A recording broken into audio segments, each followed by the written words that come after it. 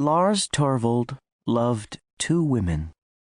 That was it, he thought in passing, while he sat on the cold concrete steps of his apartment building. Perhaps he would have loved more than 2, but it just didn't seem like things were going to work out like that.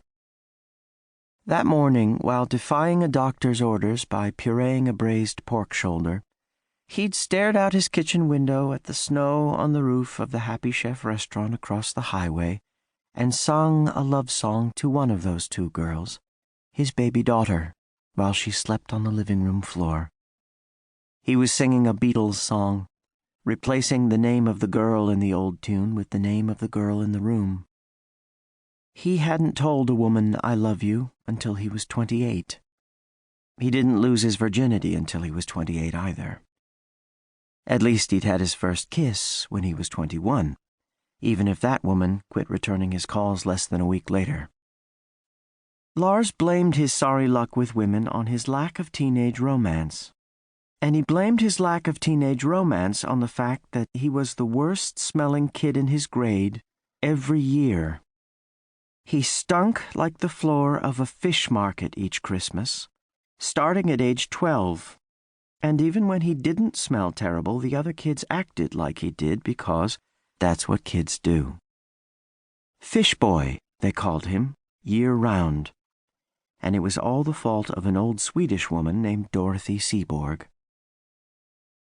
On a December afternoon in 1971, Dorothy Seaborg of Duluth, Minnesota, fell on the ice and broke her hip while walking to her mailbox, disrupting the supply line of lutefisk for the Sunday Advent dinners at St. Olaf's Lutheran Church.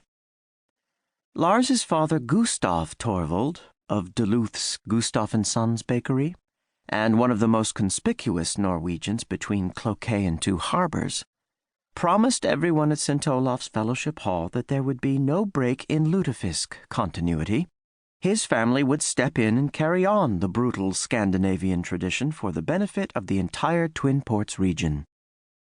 Never mind that neither Gustav, his wife Eline, nor his children had ever even seen a live whitefish before, much less caught one, pounded it, dried it, soaked it in lye, re-soaked it in cold water, or done the careful cooking required to make something that, when perfectly prepared, looked like jellied smog and smelled like boiled aquarium water.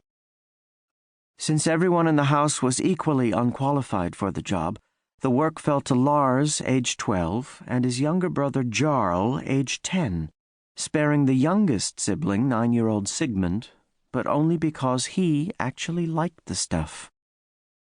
"If Lars and Jarl don't like it," Gustav told Eline, "I can count on them not to eat any.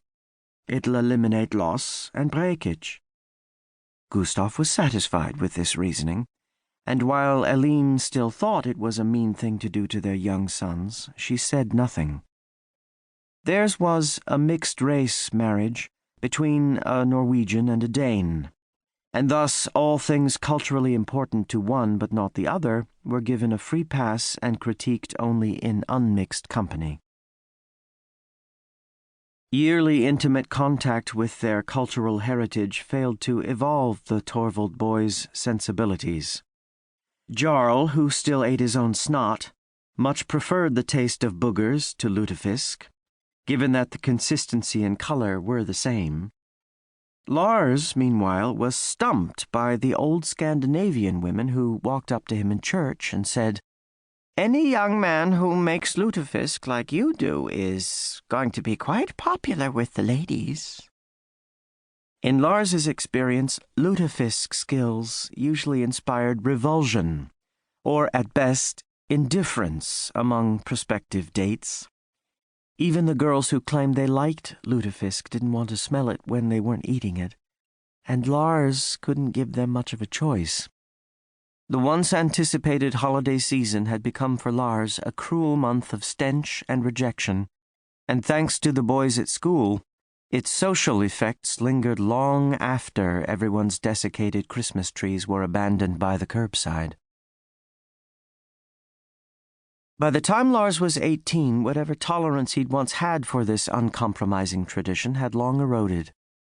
His hands were scarred from several advents of soaking dried whitefish in lye, and every year the smell clung harder to his pores, fingernails, hair, and shoes, and not just because their surface areas had increased with maturity. Lars had also grown to become a little wizard in the kitchen, and by his unintentionally mastering the tragic hobby of lutefisk preparation, its potency was skyrocketing. Lutherans were driving from as far away as Fergus Falls to try the Thorvald lutefisk, and there wasn't an attractive young woman among any of them. As if to mock him further every year, Lars's dad would shove a forkful of the crap in his face each Christmas. "Just a bite," Gustav would say. "Your ancestors ate this to survive the long winters." "And how did they survive lutefisk?" Lars asked once. "Take some pride in your work, son," Gustav said, and took away his lefse in punishment.